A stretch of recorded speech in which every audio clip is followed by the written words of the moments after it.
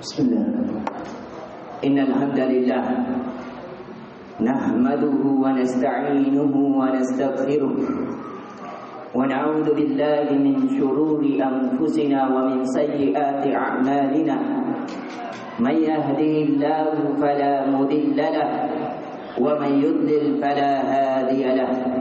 Ashhadu an la ilaha illallah wahdahu la syarika lahu وأشهد أن محمدا عبده ورسوله.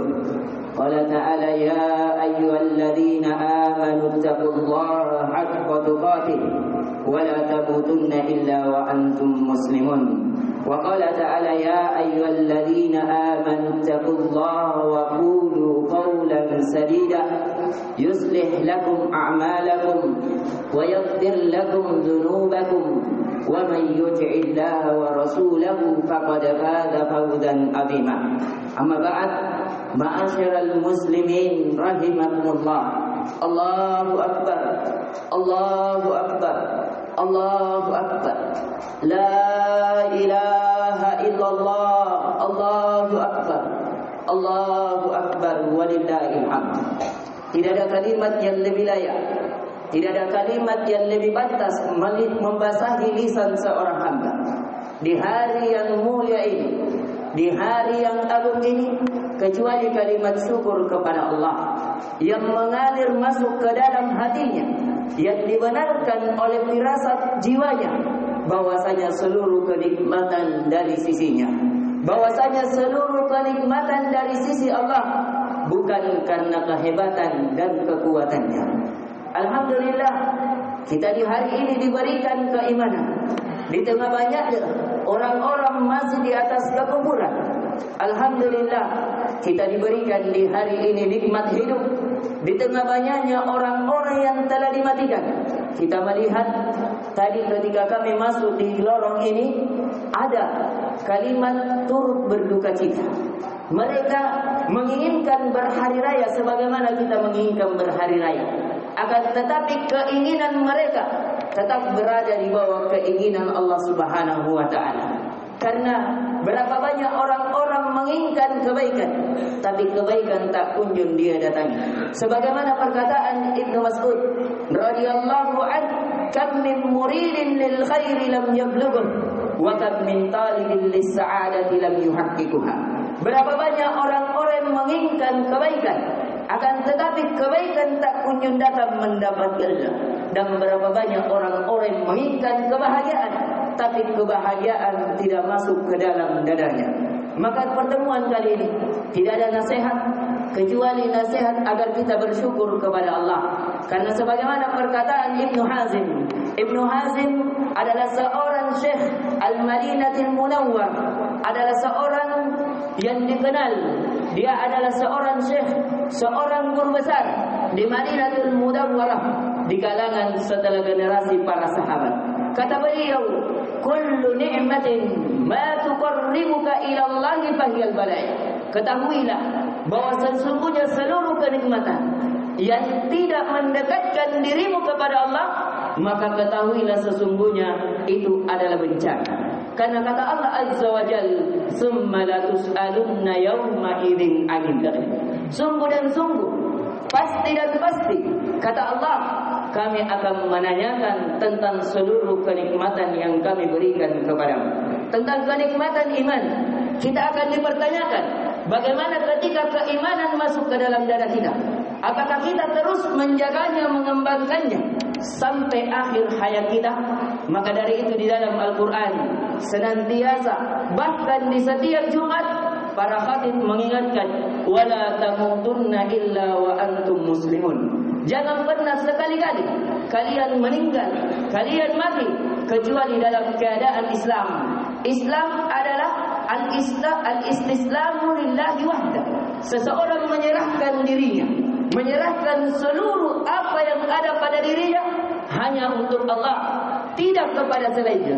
Itulah ikrar yang diikrarkan dalam surat Al-Hajj ketika seseorang mengatakan, "Qul inna salati wa nusuki wa ma yahya wa mamati lillahi rabbil alamin.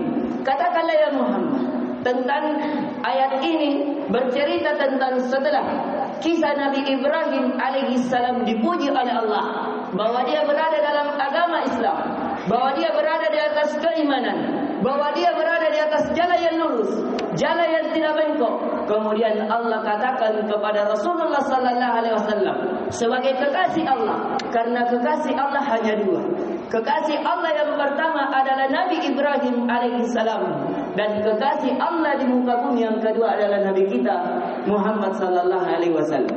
Dan diperintahkan oleh Nabi kita, katakanlah bahwa sesungguhnya seluruh salatku, seluruh sembelihan, seluruh ibadahku hanya untuk Allah Subhanahu wa taala. Maka di pertemuan kali ini sekali lagi kita nasihatkan kepada diri kami pribadi dan kepada seluruh kaum muslimin dan muslimat, agar hendaknya kita bersyukur kepada Allah dengan memuji Allah dengan lisan kita yang dibenarkan oleh hati kita dan dibenarkan pula oleh anggota badan kita. Siapa yang diberikan keimanan, maka manfaatkan keimanan tersebut untuk mendekatkan, merasakan lezatnya berkhalwat bersama Allah. Siapa yang diberikan nikmat hidup, manfaatkan kehidupannya untuk memberikan manfaat pada dunia, alam barzah dan akhiratnya, pada diri, keluarga dan orang sekitarnya. Siapa yang diberikan kekayaan, diberikan nikmat harta yang luas, manfaatkan, belanjakan harta tersebut sebelum kita mengalami yang namanya kematian, untuk membelanjakannya di jalan Allah. Karena di antara orang-orang yang menyesal, orang-orang yang telah berada di alam kuburnya, Allah Azza wa Jalla mengabarkan kepada kita tentang mereka. Mereka mengatakan, laula akhartani ila ajalin qarib la asaddaq wa akun minas salihin. Ya Allah, seandainya Engkau akhirkan kematianku sedikit saja, sungguh dan sungguh saya akan bersedekah, sungguh dan sungguh saya akan memberikan menjadi diriku sebagai orang-orang yang saleh. Maka kita seperti orang-orang yang telah menyesal. Berapa banyak? Maka dari itu kata para ulama mengatakan, indamu qabla an-nadama la yanfa'ukum i'malu fa innal a'malu yanfa'ukum. Menyesallah kalian sebelum penyesalan itu tidak bermanfaat. Ketika kita tidak memanfaatkannya, maka penyesalan ketika telah ajal menjemput tidak bermanfaat lagi penyesalan tersebut. I'malu fa innal a'malu yanfa'ukum. Maka beramallah karena Allah, untuk Allah, kepada Allah, karena sesungguhnya amalan-amalan itulah yang akan memberikan manfaat kepada dirimu. Dan di pertemuan kali ini, di nasihat yang kedua, alhamdulillah, kita kembali memuji dan mengagungkan Allah Subhanahu wa taala. Terlebih khusus yang diberikan kelapangan harta untuk berinfak, untuk bisa bersedekah dengan menyembelih hewan kurban. Karena Idul Adha, kalimat Id dari kata ada yaidu idan. Id bisa bermakna sesuatu yang kembali. Artinya hari ini senantiasa kembali. Di tahun ini, tahun depan, telah berlalu di tahun yang lalu. Al-Adha diambil dari kata Al-Udhiyah. Al-Udhiyah adalah kalimat yang dipersembahkan seorang hamba kepada Allah di waktu duha. Di waktu duha, yaitu tepatnya di hari ini, di jam ini, di waktu ini. Maka kita menyembahkan sembelihan harus dengan bahimatul an'am. Harus dengan bahimatul an'am. Bahimatul an'am, para ulama menjelaskannya pada 3 keadaan. Yang pertama adalah unta. Seseorang boleh bersedekah dengan unta. Bisa berserikat di dalamnya 7 sampai 10 orang. 7 tidak ada perbedaan pendapat, 10 terjadi perbedaan pendapat apakah sah atau tidak. Tapi yang lebih kuatnya dia sah untuk 10 orang. Kemudian untuk seekor sapi dia bisa berserikat dengan 7 orang yang berserikat. Dan untuk kambing dia hanya untuk seorang, tapi boleh diniatkan untuk sekeluarga, bahkan satu umat.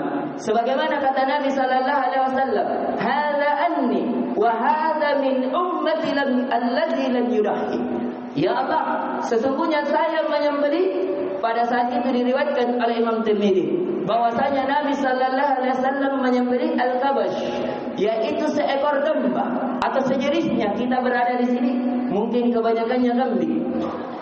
Maka Nabi sallallahu alaihi wasallam mengatakan, "Ya Allah, terimalah sembelihanku ini dariku, dan ini pula untuk umatku yang belum pernah melakukan udhiyah, belum pernah melakukan kurban." Maka di sini para ulama terjadi perselisihan pendapat. Manakah yang lebih afdal? Apakah seekor kambing atau seekor sapi atau seekor unta? Ada beberapa pandangan di kalangan para ulama. Ada yang mengatakan yang paling afdal adalah seekor kambing. Mengapa? Karena kambing bisa mewakili sekeluarga, bahkan bisa mewakili seumat, tapi tidak untuk sapi dan unta. Ada pula yang menganggap yang ini dipilih oleh Syafi'iyah dan Imam Asy-Syafi'i rahimallahu taala bahwa yang paling afdal adalah unta, yang kedua sapi, yang ketiga adalah dengan seekor kambing. Berdasarkan dengan hadis yang diriwayatkan oleh Imam Muslim tentang keutamaan salat Jumat, bahwasanya orang yang paling pertama memasuki masjid pada salat Jumat berdiri dua malaikat yang dia akan dicatatkan sebagai orang yang bersedekah. Orang yang pertama seperti bersedekah dengan seekor unta. Orang yang kedua seperti bersedekah dengan seekor sapi. Orang yang ketiga seperti bersedekah dengan seekor kambing. Orang yang keempat seperti bersedekah dengan seekor ayam. Dan orang yang kelima seperti bersedekah dengan sebiji telur. Dari sinilah Imam Syafi'i rahimallahu taala mengambil istinbat, mengambil pendalilan bahwasanya dari hadis ini kita lihat Nabi sallallahu alaihi wasallam mengatakan bahwasanya yang paling utama adalah unta, kemudian sapi, kemudian kambing, kemudian ayam, kemudian telur. Menunjukkan hal yang paling utama, hal yang paling besar didapatkan adalah seekor unta. Pandangan yang kedua secara logis yang dipandang oleh Imam Syafi'i, karena seekor unta lebih banyak dagingnya, lebih banyak manfaatnya, lebih besar maslahatnya untuk kepada orang-orang fakir dan miskin. Akan tetapi sebagian ulama membantahnya, seperti dalam mazhab Hanabilah dan selainnya, bahwasanya yang dilihat adalah bukan hanya dari sembelihannya, tapi dilihat dari kadar keindahannya. Seperti yang baru-baru yang ditawar oleh presiden kita seekor kambing, tapi harganya 1 miliar. Ini karena ada juga kambing yang kambing memang peranakan. Seperti yang kami alhamdulillah kami melaksanakan pelatihan menyembelih bersama anak-anak sekolah kami. Kami pergi melatih menyembelih di gua. Ada di sana Mas Ali kedai kambing. Di sana ternyata ratusan ekor dan kami melihat sendiri. Bahkan anak-anak kami naik kepada kambing tersebut kurang lebih besarnya sebesar mimbar. Harganya kurang lebih 55 juta. Ini tentunya mengalahkan harga sapi yang biasa. Maka yang dilihat adalah kadar nilainya, kadar indahnya. Karena yang dilihat dalam ibadah bukan hanya kuantitas, tapi yang dilihat dalam ibadah adalah kualitasnya. Maka dari itu yang dilihat tergantung seberapa indahnya. Karena innallaha jamil yuhibbul jamal. Sesungguhnya Allah Maha Indah dan menyukai keindahan. Jadi kadar ibadah, kalau kadar hitungan-hitungan itu hal biasa. Tapi kalau kadar ibadah sudah bernilai cinta, itu yang luar biasa. Karena mendapatkan keutamaan pahala yang besar, itu hal yang biasa. Tapi pahala yang besar hakikatnya untuk mendapatkan cinta Allah. Maka berinfak dengan rasa cinta, rasa penuh, ketundukan, kehinaan kepada Allah, itu kadarnya akan lebih besar. Maka dari itu Allah kabarkan yang dibacakan oleh imam kita di rakaat pertama, la yanalallahu luhumaha wala dima'uha walakin yanaluhu taqwa minkum. Sesungguhnya daging-daging kalian itu tidak akan pernah sampai kepada Allah. Kalau seseorang belajar bahasa Arab, ini kalimat lan, bahwasanya tidak akan pernah sampai. Karena siapa yang mengirim kepada Allah? Adakah JNT yang tembus kepada Allah? Adakah JNE yang pernah mengirim kepada Allah? Tidak ada. Bukan itu yang Allah butuhkan. Wala dima'uha, dan bukan pula darah-darah yang kalian alirkan yang sampai kepada Allah. walakin yanaluhu taqwa. Akan tetapi yang sampai kepada Allah adalah ketakwaan. Kita lakukan perintah karena cinta kepada Allah. Kita tak takut menjauhi larangan karena takut kepada Allah. Kita kalau memiliki kelebihan, walaupun hadisnya lemah, diperselisihkan oleh para ulama tentang kehasanannya, bahwasanya la yuqarribanna musallana alladhi wussi'a wa lam yudahi. Jangan sekali-kali mendekati masjid kami, kata Nabi, barang siapa memiliki kelapangan sedangkan dia tidak menyembelih.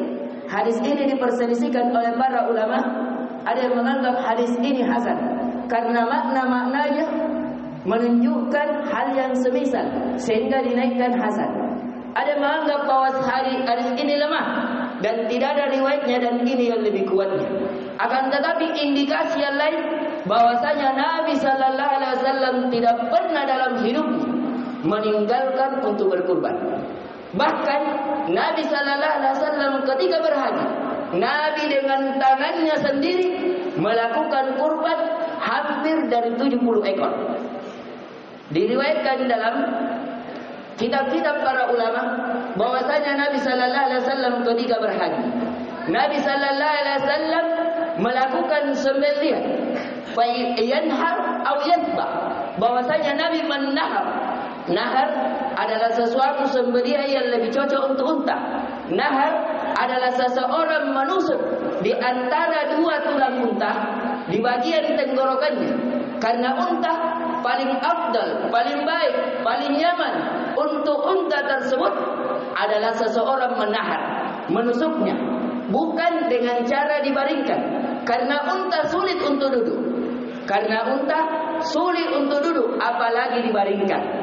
Bisa dia akan menggejolak.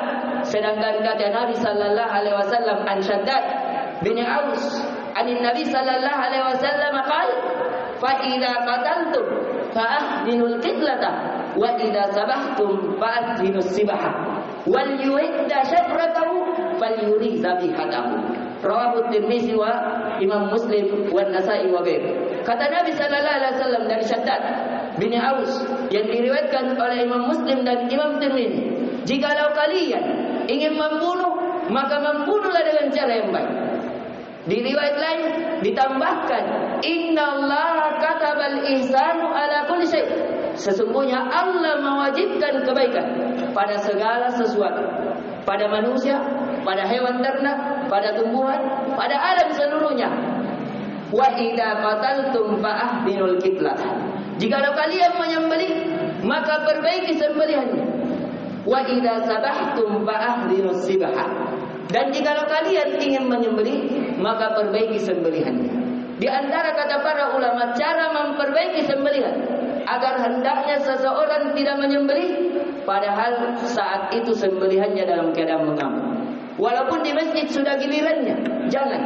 Biarkan sapinya tenang, biarkan kambingnya tenang, berikan minum, berikan makan, ganti dengan giliran yang lain. Kalau belum tenang, kalau sudah tenang digiring baik, kemudian seseorang menghadapkannya menghadap ke arah kiblat dan tidak perlu mewudukan. Tidak ada wudu untuk seekor sembelihan. Adapun yang menyembelih sunnah dari dia berwudu, sunnah dari dia menghadap kiblat. Menghadap kiblatnya di mana kepalanya? Apakah di sisi kiri saya, di sisi kanan tepatnya sebagaimana mayat, atau di sisi kirinya? Yang lebih tepatnya adalah di sisi kiri saya, menghadap ke kanan sebagaimana para mayat. Karena itu disunnahkan baik orang yang tidur di rumahnya, baik orang yang meninggal ketika ingin dikuburkan, dan begitu pula ketika ingin menyembelih. Dan hendaknya seseorang, kata Nabi, wal yuhidda syafratahu, hendaknya dia telah menajamkan pisaunya. Jadi di antara yang membuat nyaman sembelihan adalah seseorang menajamkan pisaunya. Tetapi menajamkannya tidak di hadapan sembelihannya. Karena seseorang pernah ditegur oleh Ali bin Abi Thalib, qad qatalta qabla al-qitlah, sungguh kamu telah membunuh sembelihan tersebut sebelum engkau membunuhnya. Seseorang yang mengasah sembelihan, mengasah di depan sembelihannya, maka sungguh dia telah menyembelih, telah membunuh sembelihan tersebut sebelum dibunuh secara bagusnya, membuatnya takut, membuatnya tidak nyaman.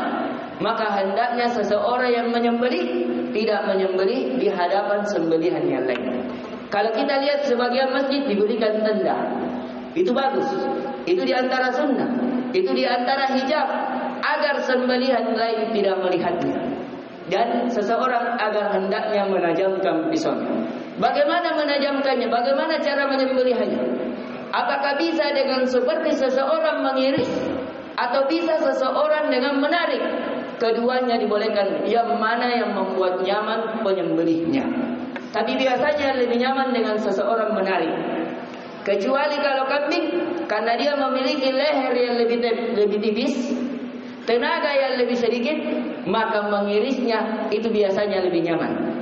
Tapi kalau seekor sapi, maka dengan dia menariknya, dengan dia biasanya Nabi Sallallahu Alaihi Wasallam meletakkan lututnya di atas bagian belakang seekor sapi atau seekor unta. Jadi diperhatikan seseorang meletakkan lututnya di bagian sembelihannya. Kalau kita di atas sapinya atau di atas kambingnya, bahkan kambing hanya seorang diri. Alhamdulillah kami biasanya kalau kambing hanya seorang diri, tidak perlu dipegang karena kambing biasanya lebih tenang.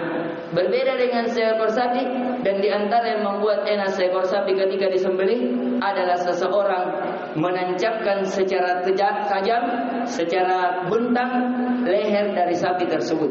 Yaitu biasanya diikat tali, kemudian ditarik secara kencang supaya lebih nyaman disembelih. Boleh seperti diiris, boleh seperti ditarik, dan seseorang mengucapkan Bismillah, Allahu Akbar. Dan di riwayat lain yang diriwayatkan oleh Imam Bukhari, kata Nabi Sallallahu Alaihi Wasallam, wa yukabbir wa yusammah. Dan Nabi Sallallahu Alaihi Wasallam bertakbir, dan Nabi Sallallahu Alaihi Wasallam memberikan nama. Jadi boleh juga seseorang setelah bertakbir dia memberikan nama. Misalnya ini dari fulan bin fulan, fulan dan fulan. Nama satu, nama dua dan seterusnya. Jadi ini sedikit dari fikih dalam penyembelihan yang bisa kita ingatkan di pertemuan kali ini. Barakallahu li wa lakum fil Qur'anil azim wa nafa'ani wa iyyakum minal ayati wa dzikril hakim. Aqulu qawli hadza wa astaghfirullahal azim jalil wa lakum wa lisairil muslimin min kulli dhanb fastaghfiruhu innahu huwal ghafurur rahim.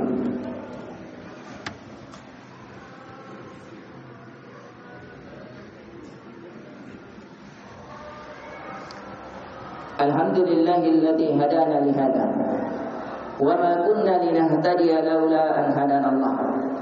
Asyhadu an la ilaha illallah al-malikul haqqul mubin wa asyhadu anna Muhammadan 'abduhu shadiqul wa'dil amin.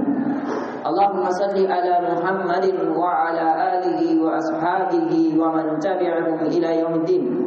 Amma ba'd, fa awsini wa iyyakum bi taqwallah haqqa tuqati la'allakum turhamun. Allahu akbar, Allahu akbar, Allahu akbar. La ilaha illallah, Allahu akbar, Allahu akbar walillahil hamd. Ma'asyiral muslimin rahimani wa rahimakumullah.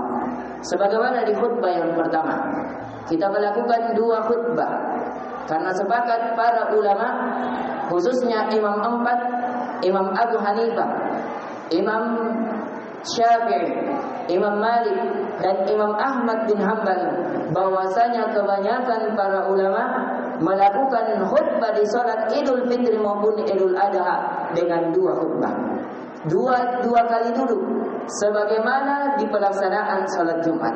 Dan bahkan pernah Nabi Sallallahu Alaihi Wasallam dalam hidupnya merasakan sama yang kita rasakan, yaitu bertepatan salat Jumat dan bertepatan pula dengan salat hari raya.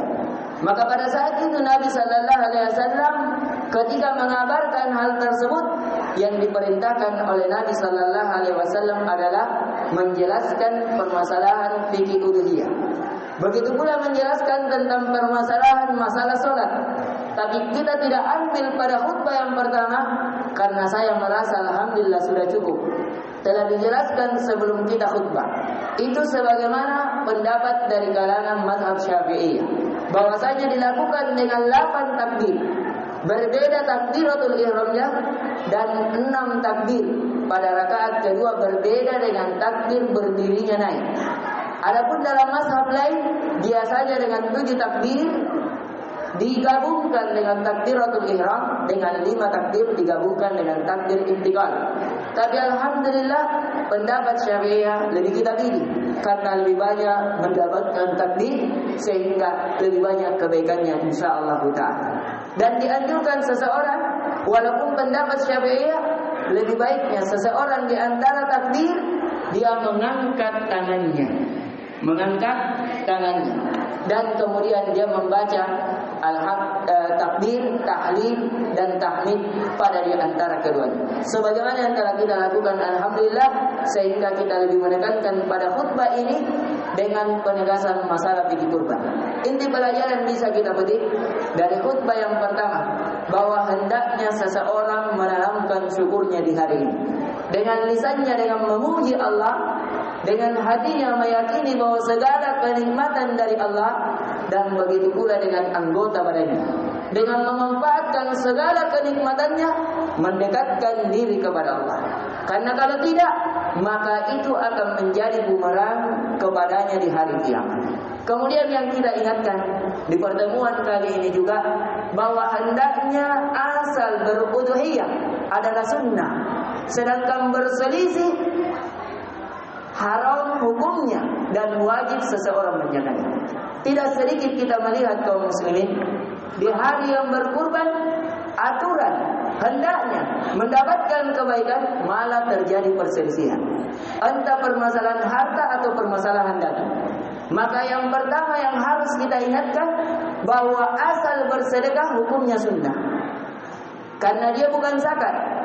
Dan sedangkan menjaga persatuan kaum muslimin, menjaga kebersamaan untuk tidak berselisih, hukumnya wajib. Maka sungguh kebodohan di atas kebodohan orang-orang yang melecehkan kewajibannya untuk menegakkan sunnah yang untuk dia lakukan. Maka hendaknya kita memperhatikan kebersamaan kita, persaudaraan kita, berbagi kita, dan di antara panduan yang dipandu oleh Nabi Sallallahu Alaihi Wasallam dari Aisyah tentang kurban, kata Aisyah radhiyallahu anha, "Kulu wadakhiru wa tasaddaqu." Kata Aisyah tentang hewan kurban, makanlah, simpanlah dan bersedekahlah. Di sinilah para ulama menganggap bahwasanya ada 3 bagian. Yang pertama, bagian sepertiganya kita makan untuk diri kita dan keluarga kita, sepertiganya kita simpan.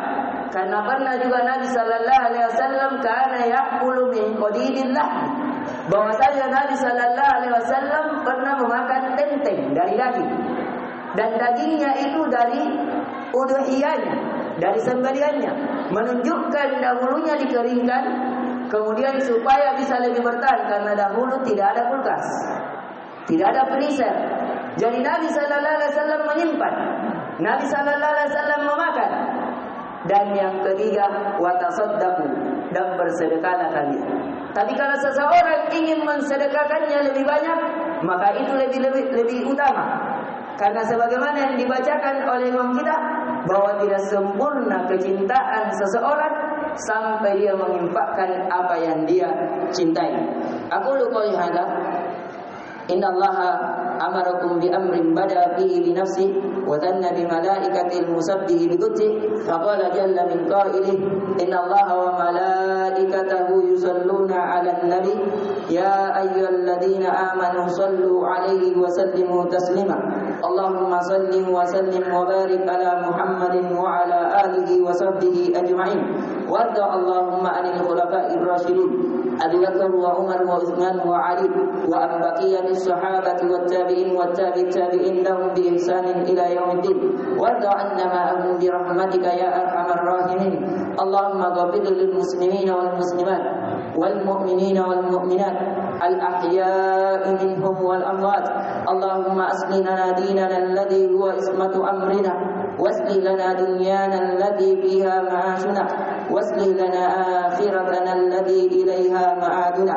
واجعل الحياة زيادة لنا من كل خير واجعل الموت راحة لنا من كل شر اللهم أمن في أوطاننا واصلح ولاة أمورنا اللهم من أراد بنا سوء فاجعل دائرة السوء تدور عليه اللهم اجعل نحرة في كيد فاشغله بنفسه واجعل كيد في نهره واجعل تدبير تدميرا عليه يا قوي يا عزيز الجبار المتكبر اللهم ربنا آتنا في الدنيا حسنة وفي الآخرة حسنة وقنا عذاب النار عباد الله إن الله يأمر بالعدل والإحسان وإيتاء ذي القربى وينهى عن الفحشاء والمنكر والبغي يعظكم لعلكم تذكرون فاذكروا الله العظيم الجليل يذكركم واشكروه على نعمه يزدكم ولذكر الله أكبر والله يعلم ما تصنعون